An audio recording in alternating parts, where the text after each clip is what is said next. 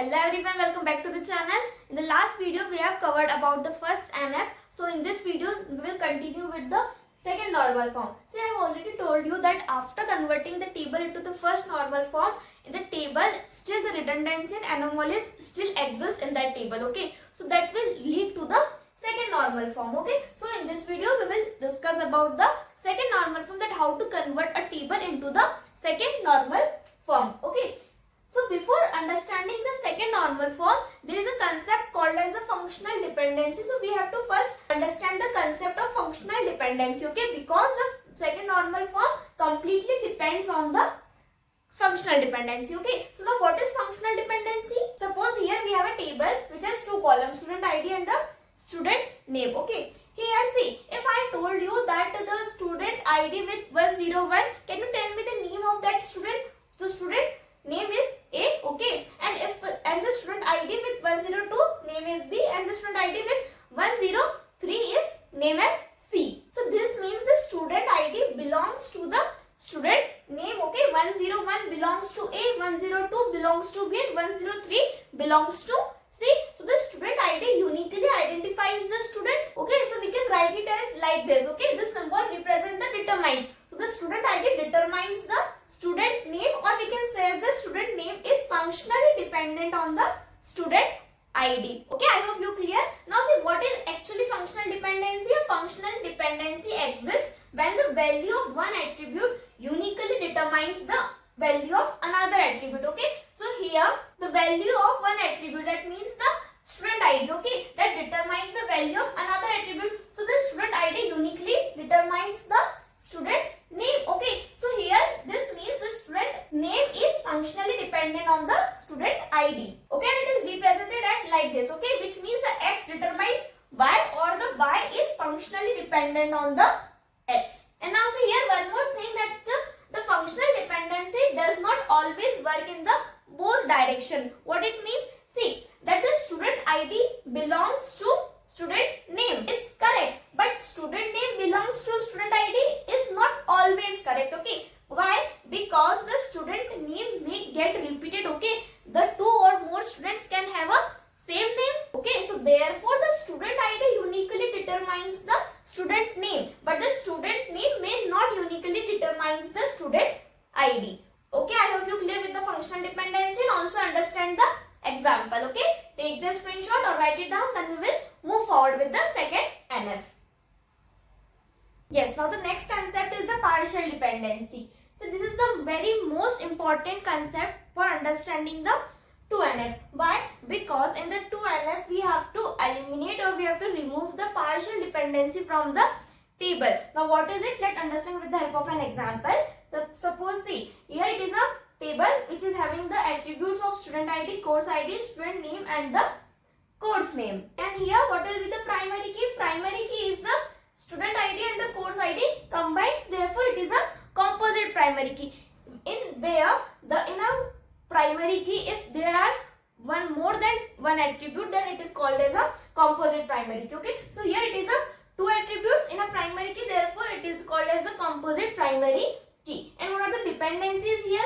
See, the student ID determines the student name, okay, and the course ID determines the course name. Now see, notice here something, that the student name depends on the student ID, okay. It does not depends on the course ID, as well as the course name depends only on the course ID. It does not depends on the student ID. This is what the partial dependency is, okay. When a non-prime attribute, what is a non-prime attribute? See, the attributes which are consisting in the primary key, okay, then attributes are called as the prime attribute. So here the student ID and the course ID, these are the prime attributes, and other attributes which are not included in the primary key called as the non-prime attributes. So when a non-prime attributes depend only on a part of a composite primary key instead of an entire key, then it is called as a partial dependency. See here the student name depends on student ID, okay. Here in the primary key there is student ID and the course ID. So the student name must depends on both the whole primary key, okay, but it is depending on the only the part of a primary key, okay. Therefore, and also here the course name depends on the part of a primary key, that is the course ID. It does not depending on the student ID. So these are the both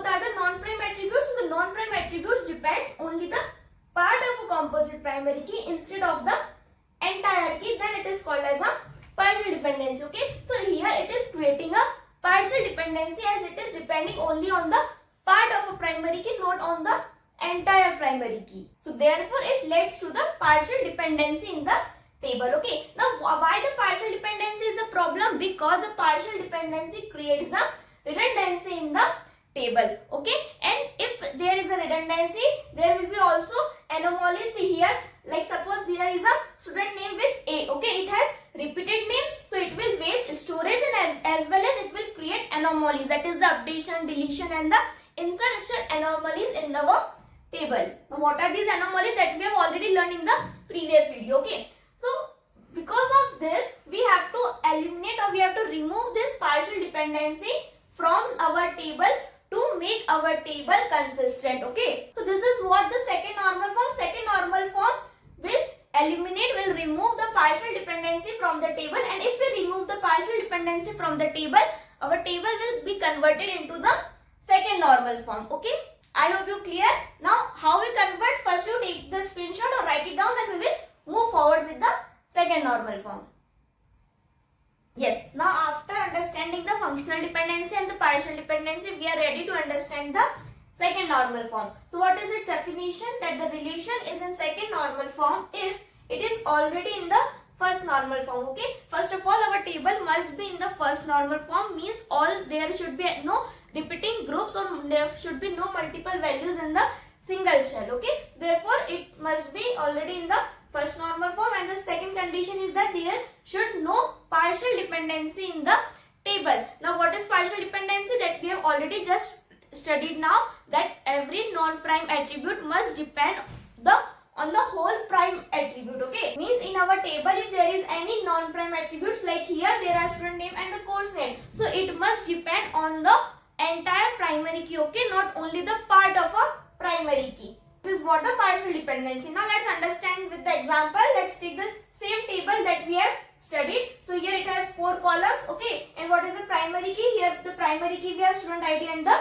course ID combined. Now see here, student ID as well as the course ID alone cannot identify the each record uniquely. So therefore the combined will identify each record from the table uniquely. Therefore we have combined this primary key. So therefore it is called as it is having the 2 attributes. Therefore it is called as the composite primary key. Now what are the prime attributes here? We have prime attributes, 2 prime attributes, student ID and the course ID, because in the primary key there are 2 attributes. So these both are the 2 prime attributes. And what are the non-prime attributes? Non-prime attributes are the student name and the course name. And now the dependency, we have 2 dependencies, that is student ID determines student name and the course ID determines course name. Okay, we have studied right now that here student name depends only on the student ID, does not depend on the course ID. Okay, so it means it depends only on the part of a primary key, not on the entire key, and as well as the course name depends only on the course ID, does not depend on the student ID. Okay, so this means course name also depend only on the part of a primary key, not the whole key. So therefore there is a partial dependency. Okay, and as there is a partial dependency exists, so therefore this table is not in the second normal form and we have to convert it into the second normal form. Now how we convert? Let's see that. First of all we have to see that our table is in first normal form or not. So yes, our table is in first normal form. Now our task is to convert it into the second normal form. So for converting into the second normal form, we split the table. Okay, so how we split the table? Let's see. First table we have student table. Okay, here we have taken 2 columns, that is the student ID and the student name. Okay, so here student ID we have S1 and S2, and in the student name we have A and B. Okay, now see here what is the primary key? Primary key we have the student ID. So here student ID determines the student name. So student name depends on the student ID. That means it depends on the entire primary key. Okay, as here the primary key has only 1 attribute. So therefore partial dependency is not possible here. Okay, so therefore this table is in our second normal form. Okay, I hope you clear. Now come to the second table. Second table is of a course table. Here we have course ID and the course name. Course ID we have C1 and C2, and course name we have DBMS and Java. Okay, now here our primary key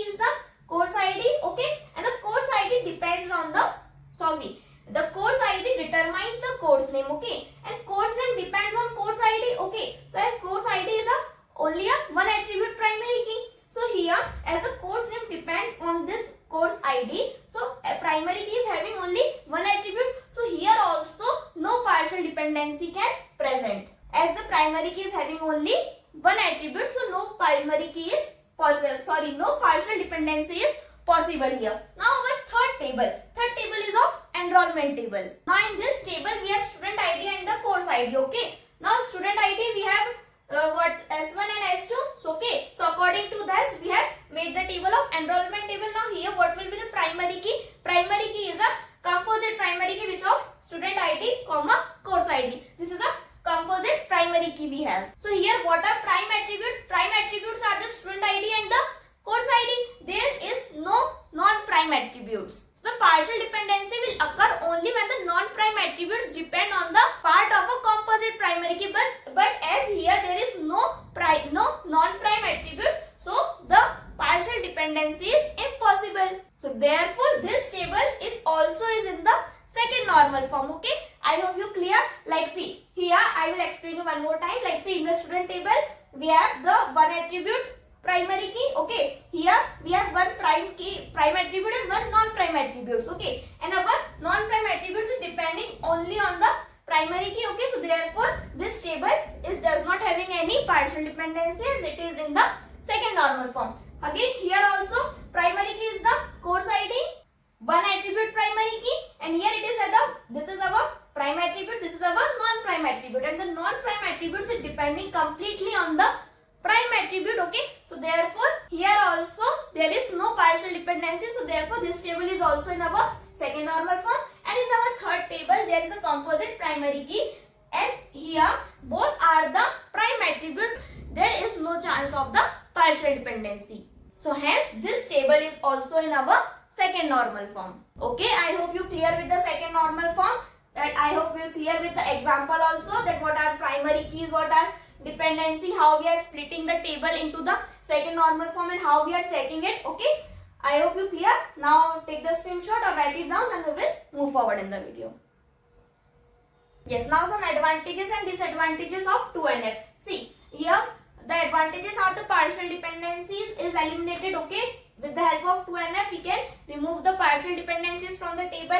Second is the data redundancy is reduced. Okay, anomalies are minimized, data consistency is improved, the data is organized into separate meaningful tables. Okay, we are splitting the table into many more tables, and also the database becomes more easier to maintain, and also the storage space is used more efficiently. Okay, so these are some advantages of the second normal form. Second, what are the disadvantages? See, after converting a table into the second normal form, still the transitive dependency may still exist in our table. What is transitive dependency? See, the transitive dependency is a part of a 3NF. Okay, so we will discuss it into the next video. Okay, now so transitive dependency may still exist in our table. Some data redundancy may still remain because of the transitive dependency, and anomalies may still occur due to transitive dependency. Okay, so in the table may not be still fully normalized. Okay, as there may be transitive dependency in our table, so our table will not get fully normalized. Okay, so these advantages of the second normal form will lead us to the third normal form. Okay, so transitive dependency and the third normal form we will discuss into the next video. Okay, take the screenshot or write it down.